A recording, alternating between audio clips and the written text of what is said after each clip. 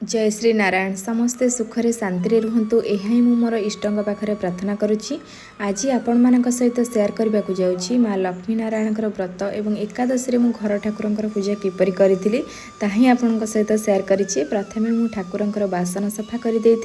पूर्व दिन एवं समस्त विग्रह को पूर्व दिन हलदी और दही रे स्नान कर कहीं किछि दिन हेबो मु जेमति ठाकुर विग्रह को सफा करला बेलू समय होनी झील की तो से मु हलदी एवं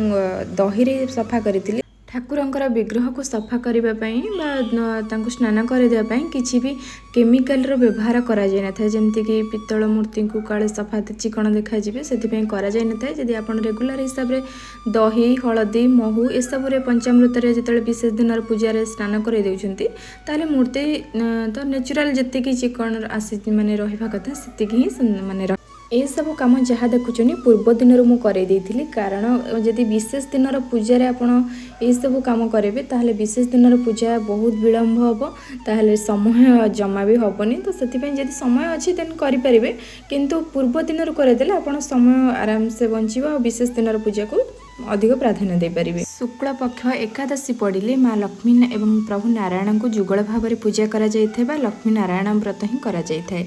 आज हूँ माने जया एकादशी एक गंधर्व दंपति को कहानी सहित जड़ित जी एक राक्षसी अभिशाप मुक्ति पाई भक्त मानक माने जो दुष्ट आत्मा चक्र ही मुक्ति करथिले जहाँ भक्तंकर खराब अभ्यास एवं इच्छा उपरे विजय को सूचित करे। एकादशी रे आमे तुलसी चयन करिपरिबा कहीं प्रेमानंद बाबा को तो जानी से सत्संग ही कही द्वादशी रे तुलसी चयन जल अर्पण करा जाए ना शास्त्र रे बारण रही कि एकादशी रे आमे तुलसी चयन करिपरिबा एवं जल अर्पण मध्य करिपरिबा। एठी आपण देखि पारुथिबे मु समस्त विग्रह को तापरे वस्त्र माने अर्पण कर देइथिली तापरे दीप जेमती एकादशी रो दीप ही मु एठी लगेछि आ आधरे जो काष्टटी देखुछनी से होछि तुलसी काष्ट।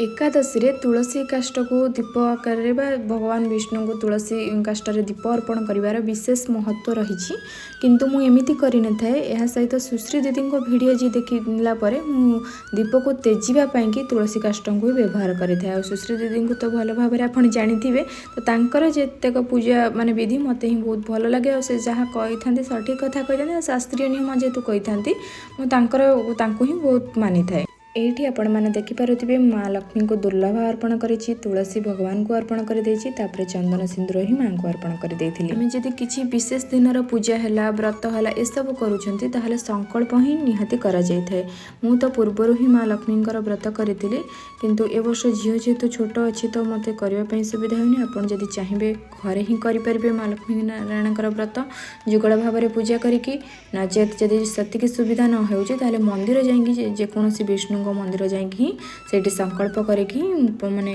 नना को कहिबे संकल्प करेदेबे सेठी व्रत ही पूजा करा जायथाय। विशेष दिन में व्रत न करिले किछि न जदि न भी करि पारुछनी किंतु जदि पूजा टिके सही भली न कले तो निजको शांति लागि न थाए। तो शेष में मुझे जतले भगवान को सब अर्पण कर सारा पर चंदन सिंदूर नैवेद्य जहाँ भी